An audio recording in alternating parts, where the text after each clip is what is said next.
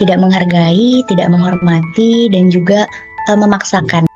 Oke, jadi kalau kita ngomongin core intoleransi ya toleransi terlebih dahulu. Menurut saya toleransi itu adalah bagaimana seorang mampu mengakomodir perbedaan yang ada di lingkungannya. Jadi intoleransi saya definisikan sebagai bagaimana seseorang tidak mampu mentolerir atau mengakomodir adanya perbedaan di lingkungannya. Seperti itu.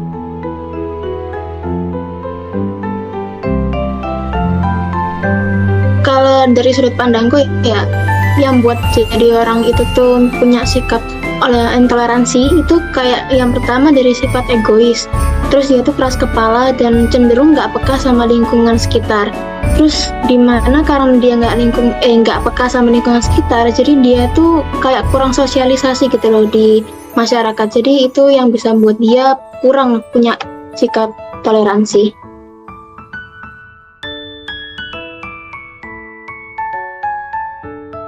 Kalau saya pribadi itu ini ya Kak ya, kalau saya pribadi itu menyesuaikan Kak, lebih sangat menjunjung tinggi toleransi tersebut ya Kak. Jadi kalau memang kayak di Karang Taruna deh, saya kan paling minoritas ya di kampung itu. Jadi saya kalau ada contoh nih kayak tahlilan atau yang kemarin itu apa sih Kak, yang kemarin ada acara yang sampai maaf-maafan itu loh, apa namanya Kak? Lebaran. Ya, kalau Lebaran ya, terus kan ada yang satu kampung tuh pada kumpul-kumpul, habis itu doa-doa sambil ucapan salam-salaman, mohon maaf lahir batin, kan gitu ya Kak ya. Kalau saya sih ngikut aja Kak, selama itu tidak membawa arus saya untuk berubah, itu saya nggak masalah gitu sih Kak.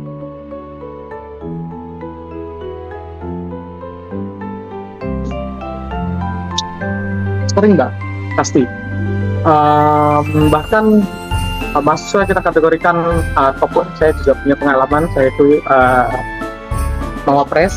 Nah, orang-orang yang di dalam sana pun juga saya pernah melihat untuk melakukan tindakan-tindakan yang intoleran. Jadi menurut saya sama seperti yang saya katakan di awal itu, intoleransi itu muncul karena kurangnya kebiasaan untuk hidup berdampingan. Jadi meskipun orangnya ada di top 1% mungkin di UNER, pasti akan melakukan tindakan-tindakan intoleran tanpa disadari karena memang kebiasaannya belum muncul. Dan demikian juga menjelaskan bahwa walaupun tidak disengaja, banyak perlakuan-perlakuan intoleran yang dilakukan di ruang kampus tanpa disengaja. Tapi itu tentunya sudah menjadi hal biasa dikarenakan ya tiap orang itu pasti akan melakukannya, terutama di Indonesia, di mana di Indonesia sendiri walaupun dibilang diversitasnya tinggi, tapi mobilitas penduduk itu kan tidak terlalu tinggi. Jadi masing-masing masyarakat itu punya segmennya masing-masing, kecuali di kota besar, mungkin di Jakarta atau mungkin tujuan turisme mancanegara seperti di Bali gitu Mbak.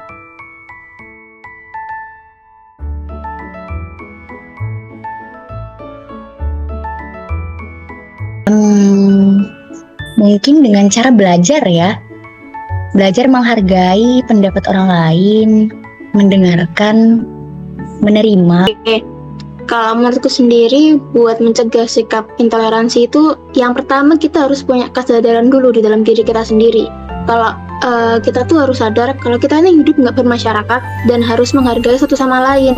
Dimana kita kan juga makhluk sosial dan kita butuh satu sama lain gitu loh. Contoh kalau misalnya dalam teman sendiri, kita juga butuh kayak info tugas dong, misalnya kayak gitu.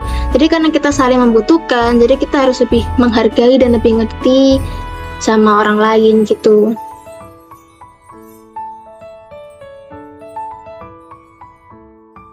Langkah preventifnya ya dengan melakukan promosi, baik dari iklan, baik dari siaran-siaran, memanfaatkan media sosial, dan juga kalau tindakan-tindakan yang perlu juga tindakan represif bagi mereka yang melakukannya. Mohon maaf ya Mbak, saya lanjutkan. Perlu juga tindakan represif apabila tindakannya tindakan yang di luar batas seperti rasisme dan lain-lain seperti itu Mbak.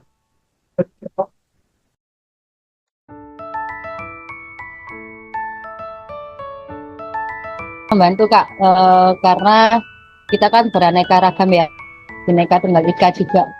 Jadi tentu kalau saya sangat-sangat terbantu dengan adanya dan menurut saya itu menyenangkan juga. Kita jadi mengerti juga perbedaan itu Pak. Ya tentu bisa Mbak, soalnya ya Pancasila ini yang merekatkan Indonesia itu adalah Pancasila. Perbedaan-perbedaan itu direkatkan oleh Pancasila, dan dengan pendidikan Pancasila lah mungkin kita bisa meningkatkan, bukan mungkin lagi, kita bisa meningkatkan toleransi antar mahasiswa. Ada potensi, tapi tergantung dan kembali ke orangnya masing-masing. Bisa menerapkan nilai-nilai Pancasila tersebut atau tidak. Kalau dari pandangan dan menurutku sendiri ya, kalau misalnya kan aku juga di sini ada pelajaran matkul itu pendidikan Pancasila. Menurutku ya selama aku pernah matkul itu ya lumayan ngaruh sih ya, karena juga kan kalau misalnya di negara kita sendiri itu kan kita pedomannya dari Pancasila kan ya. Nah itu tuh adanya matkul Pancasila tuh menurutku juga untuk mengingatkan dan juga mengajarin kita kalau misalnya sila-sila yang tadi itu untuk kita implementasikan dan kita contoh. Contohnya itu kayak kan ada itu sila kedua tentang kemanusiaan sama sila kelima tentang keadilan sosial.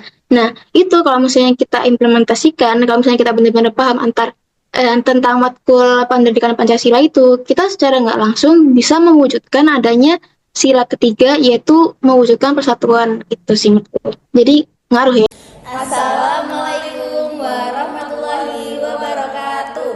Shalom, Om Swastiastu, Namo Buddhaya, Salam Kebajikan, Rahayu.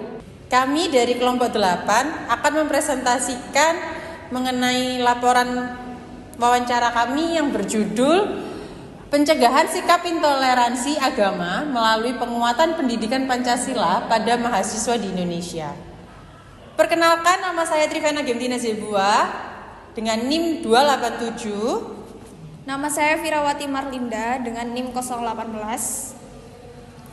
Nama saya Nafisa Matullah dengan NIM akhir 284. Dan saya Ayu Aisyah Putri Dia Pratiwi dengan NIM 002. Jadi, mari kita mulai untuk presentasinya. Mengenai intoleransi. Jadi, untuk kali ini kita akan menjelaskan dengan judul Pencegahan Sikap Intoleransi Agama melalui Penguatan Pendidikan Pancasila pada Mahasiswa di Indonesia. Dengan dilatar belakangi dengan Pancasila sebagai dasar negara Indonesia, mengandung nilai-nilai yang mendukung terciptanya kerukunan dan toleransi antar umat beragama. Melalui pendidikan Pancasila, mahasiswa dapat memahami pentingnya sikap toleran, menghargai perbedaan, dan menjaga persatuan dalam keberagaman. Di beberapa universitas di Indonesia, penguatan pendidikan Pancasila sangat relevan sebagai upaya preventif dalam menanamkan nilai-nilai tersebut, sehingga mahasiswa dapat menjadi agen perubahan dalam masyarakat. Pendidikan Pancasila tidak hanya bertujuan untuk menanamkan rasa cinta tanah air, tetapi juga mengajarkan nilai-nilai kemanusiaan, keadilan, dan persatuan. Oleh karena itu, strategi penguatan pendidikan Pancasila dalam kurikulum yang diharapkan mampu mendorong mahasiswa di Indonesia untuk mengembangkan sikap yang lebih terbuka dan inklusif terhadap perbedaan agama. Dengan demikian, perguruan tinggi berperan penting dalam membentuk generasi yang tidak hanya memahami nilai-nilai Pancasila, tetapi mampu juga mengimplementasikan dalam kehidupan sehari-hari, sehingga dapat mencegah mengurangi potensi intoleransi agama di masa depan. Untuk itu kita mendapatkan rumusan masalahnya adalah yang pertama, bagaimana upaya yang dilakukan universitas di Indonesia dalam mengatasi sikap intoleransi agama. Yang kedua, bagaimana sikap mahasiswa dalam menghadapi intoleransi di lingkungan universitas di Indonesia. Dan sebagai landasan teorinya adalah intoleransi merupakan sikap yang tidak sejalan dengan prinsip ideologi Pancasila yang mendasari kehidupan bangsa Indonesia dengan penghargaan atas keberagaman dan penghormatan terhadap perbedaan. Dalam konteks Pancasila, setiap sila secara implisit menolak intoleransi sebagai bentuk perbuatan yang merusak tatanan sosial dan harmonisasi antar individu maupun antar golongan. Berikut adalah bagaimana konsep intoleransi dapat dipahami sebagai bentuk pelanggaran terhadap sila-sila dalam Pancasila. Berikut merupakan landasan teori dari penelitian kami. Kami menggunakan 5 landasan teori berdasarkan Pancasila. Jadi yang pertama ada sila pertama yaitu Ketuhanan Yang Maha Esa, di mana sila pertama ini mengakui dan menghormati keberagaman agama di Indonesia sekaligus menuntut adanya sikap toleransi antar umat beragama. Kemudian sila kedua yaitu kemanusiaan yang adil dan beradab. Intoleransi ini merupakan tindakan yang bertentangan dengan asas kemanusiaan yang adil dan beradab yang mendasari sila kedua. Kemudian yang ketiga yaitu sila ketiga persatuan Indonesia, di mana toleransi ini juga mengancam persatuan bangsa Indonesia karena potensi konflik yang timbul dari ketidakmampuan menerima perbedaan. Dan selanjutnya sila keempat, kerakyatan yang dipimpin oleh hikmat kebijaksanaan dalam permusyawaratan dan perwakilan. Dalam proses musyawarah dan demokrasi, Pancasila menekankan pentingnya kebijaksanaan serta menghargai perbedaan pandangan. Kemudian yang terakhir, landasan terakhir yaitu sila kelima, keadilan sosial bagi seluruh rakyat Indonesia. Sila kelima ini menggarisbawahi komitmen terhadap keadilan sosial tanpa memandang perbedaan identitas. Jadi dari banyak jurnal yang telah kami pakai, berikut merupakan 2 contoh jurnal tersebut. Kemudian untuk lokasi penelitian sendiri, kami menggunakan 4 lokasi penelitian. Yang pertama di Universitas Airlangga, kemudian di Politeknik Palangkaraya, kemudian UPN Veteran Jawa Timur, dan yang keempat Institut Teknologi 10 November. Di sini saya akan menjelaskan tentang metode penelitian. Metode penelitian yang digunakan pada penelitian ini adalah metode penelitian kualitatif dengan desain penelitian deskriptif. Oke, teknik pengumpulan data. Yang pertama ada observasi. Pada penelitian ini, pada saat melakukan observasi, peneliti akan mendapatkan gambaran dan informasi tentang pencegahan sikap intoleransi agama dan penguatan pendidikan Pancasila di universitas yang ada di Indonesia dalam aktivitas pembelajaran. Yang kedua adalah wawancara. Pada pengambilan data, pada penelitian ini menggunakan wawancara terstruktur, di mana peneliti telah mengetahui informasi yang akan diperoleh. Yang ketiga ada dokumentasi. Peneliti melakukan dokumentasi pelaksanaan kegiatan peneliti melalui foto atau gambar sebagai bukti fisik pelaksanaan penelitian. Tinjauan literatur. Tinjauan literatur digunakan sebagai bagian dari komponen teknik pengumpulan data. Teknik analisa data. Analisis data kualitatif dilakukan apabila data empiris yang diperoleh adalah data kualitatif berupa kumpulan berwujud kata-kata dan bukan rangkaian angka, serta tidak dapat disusun dalam kategori-kategori atau struktur klasifikasi. Data bisa saja dikumpulkan dalam aneka macam cara, yaitu ada observasi, wawancara, intisari, dokumen, rekaman, dan biasanya diproses terlebih dahulu sebelum siap digunakan melalui pencatatan, pengetikan, penyedingan atau alat alih tulis. Uji validitas penelitian. Dalam penelitian, uji validasi data merupakan langkah penting untuk memastikan bahwa data yang dikumpulkan akurat dan dapat diandalkan. Uji validasi data dilakukan untuk menilai sejauh mana alat atau metode pengumpulan data yang dilakukan mampu mengukur apa yang seharusnya diukur dan sejauh mana kesesuaian data yang dikumpulkan dengan tujuan penelitian. Oke, selanjutnya saya akan menjelaskan mengenai hasil wawancara dari berbagai narasumber kami. Jadi yang pertama, untuk narasumber yang pertama, ini kita mengambil dari hasil wawancara salah satu mahasiswa Politeknik Palangkaraya, di mana narasumber ini menyatakan bahwa sikap intoleransi merupakan lawan kata dari toleransi. Nah, intoleransi merupakan sikap tidak menghargai, tidak menghormati, dan juga memaksakan. Menurut narasumber pertama, yang menjadi penyebab munculnya sikap intoleransi adalah karena adanya perbedaan. Kalau semisal orang mempunyai sifat intoleransi, kita kan tadinya mungkin karena kurangnya pengetahuan, juga tentang pemahaman tentang perbedaan, lalu mungkin ada juga trauma atau pengalaman negatif terkait sekitar atau perbedaan, dan juga ketidakmampuan dalam berempati. Nah, untuk narasumber yang kedua, kita mengambil dari salah satu mahasiswa UPN Veteran Jawa Timur. Di dalam wawancara kita mendapatkan hasil dari narasumber ini, yaitu menurut narasumber, sikap intoleransi merupakan kebalikan dari intoleransi juga. Intoleransi adalah sikap dan sifat dari seseorang yang dimana orang tersebut tidak dapat menghargai dengan adanya perbedaan di lingkungan sekitarnya. Narasumber berpendapat Penyebab munculnya sifat intoleransi karena adanya sifat egois, keras kepala, dan cenderung tidak peka dengan lingkungan sekitar. Dimana kalau seseorang tidak peka dengan lingkungan sekitar, menjadikan dia kurang bersosialisasi dengan masyarakat. Hal tersebut yang menyebabkan seseorang kurang memiliki sikap toleransi. Selanjutnya untuk narasumber yang ketiga, kami mengambil dari narasumber salah satu mahasiswa Universitas Airlangga Surabaya. Nah, narasumber ini berpendapat bahwa toleransi adalah kemampuan seseorang dalam mengakomodir adanya perbedaan di lingkungannya. Jadi, intoleransi adalah ketidakmampuan seseorang dalam mengakomodir perbedaan di lingkungan sekitarnya. Selanjutnya yaitu narasumber yang keempat, kita mengambil dari salah satu mahasiswa Institut Teknologi 10 November Surabaya. Nah, narasumber ini berpendapat yaitu intoleransi merupakan sikap atau perilaku yang tidak menghargai perbedaan, terutama dalam hal agama, ras, suku, atau pandangan hidup. Menurut narasumber ini, intoleransi muncul ketika seseorang atau kelompok menolak atau memperlakukan orang lain secara tidak adil karena perbedaan tersebut. Menurut narasumber juga, penyebab munculnya sikap tersebut adalah ketika seseorang atau kelompok menolak atau memperlakukan orang lain secara tidak adil karena perbedaan tersebut.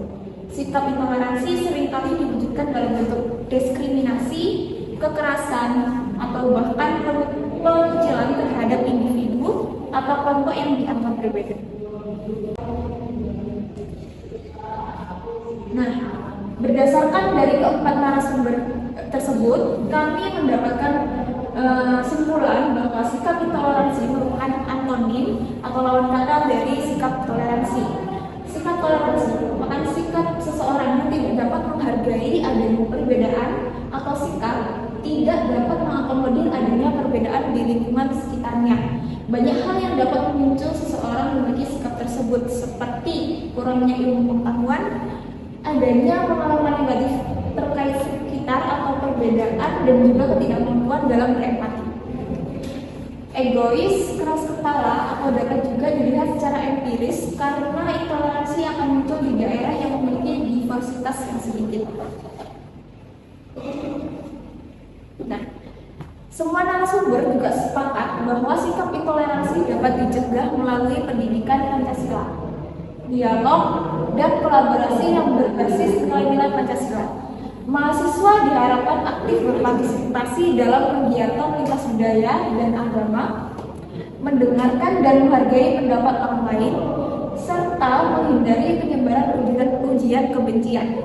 Langkah-langkah seperti penerapan nilai-nilai Pancasila secara konkret, kampanye toleransi, dan pembelajaran melalui mata kuliah pendidikan Pancasila diyakini efektif untuk memperkuat toleransi di lingkungan kampus.